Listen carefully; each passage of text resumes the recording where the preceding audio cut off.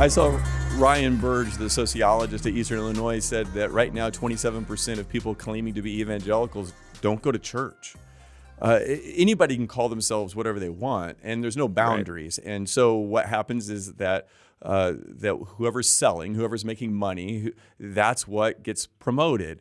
And so it seems like even in the rise and fall of Mars Hill, like you mentioned, as much as anything to me, it's a warning to people like you and me, just ordinary evangelicals. Hey, be careful who you go after. There's nobody to kick anybody out of evangelicalism, right? Because there's nobody to accept you into it. So you can't get kicked out then. So it is a mass movement. It's largely a populist movement, which I think is why it can live so comfortably with Trumpism. Also a populist movement, and populism, like, we're the people, we should pick what's right. We the people should be in charge of everything.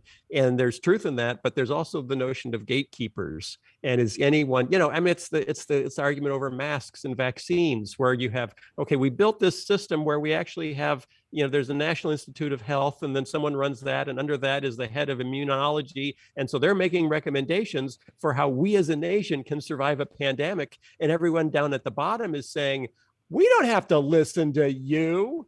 You said you're the boss. Okay, well, or listen to the guy on Facebook who's smearing horse paste on his nose. Either way, and we do that in Christianity as well. It's like we're buying horse paste because the guy on YouTube was funny.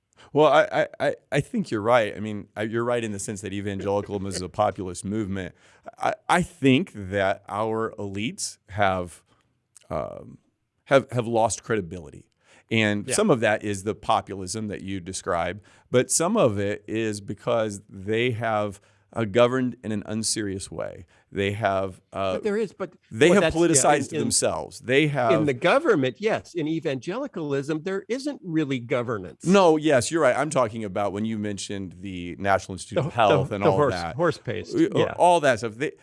They've lost credibility, and so I wish that we had elites. I'm pro elite if you're educated and you're informed and you're hardworking and you have this sincere. Everyone's pro elite when they have cancer. Everyone is pro elite. It's like, who's the best doctor? I'm going to look at U.S. News World Report. Who's the best cancer hospital in the world that has the best, most experts, the most elite doctors? That's where I'm going because I have cancer. Yes. When we don't have cancer, we hate elites. I don't mind elites as long as they are working for the best interest of the country. But when they start putting themselves and their political position and their political tribe above what's best for the country, I think they get what they deserve, which is a loss of credibility. But it hurts all of us. We all suffer.